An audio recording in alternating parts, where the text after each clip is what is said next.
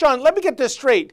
Kim Jong-un's sister, Kim Yo-jong, according to CNN at least, is, quote, stealing the show at the Winter Olympic Games.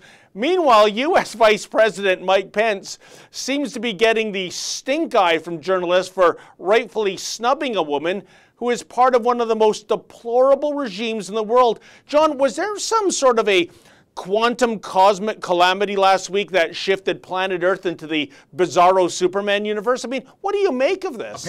Apparently only for Whoopi Goldberg, CNN, the Washington Post, and the New York Times, because the rest of us still understand how reprehensible the Kim family is and this North Korean regime is. You know what's really troubling, David? The woman, I forget her name right now, Anna Feifeld, I believe it is, from the Washington Post, is their Asia reporter.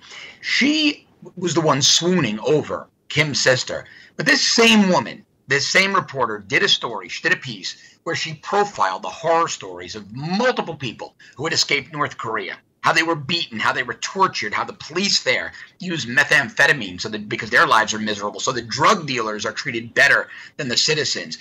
And then on the heels of that, she goes and swoons over the family responsible for it all. I mean, the mainstream media has become a parody of itself.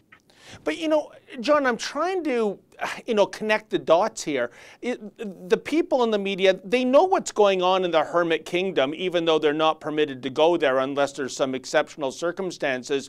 They know there's starvation. They know that there's more than 1 million North Korean refugees living in China. They know that there's people just eating grass to survive. How is it that, I don't know, maybe she's photogenic, maybe she's polite, does a little curtsy, but how is all this reprehensible behavior by the regime excused as they court this woman? Well, because they finally found someone who hates the United States as much as they do. Oh. They have an ally in her. Their enemy's enemy is their friend. So she and her brother despise the United States. They despise the United States and American exceptionalism. Why not gravitate toward one another and join forces to insult our nation, and really to insult Western values, right? To insult Canada and the UK and Germany and Italy and France, all nations that allow their people to live freely. Look, we might have fundamental differences of opinion on policy and politics with certain European nations, but by and large, their people are free. They go about their day, they can own their businesses. North Korea is nothing like that, and the mainstream media is sliding further and further left. So in North Korea, they find an ally. They find somebody that can hate Western exceptionalism, American exceptionalism as much as they do. Hey, that was an excerpt from my weekly show, Rebel Roundup, in which we highlight the best stories of the week with your favorite rebels. If you want to see the full show, please sign up to become a premium member.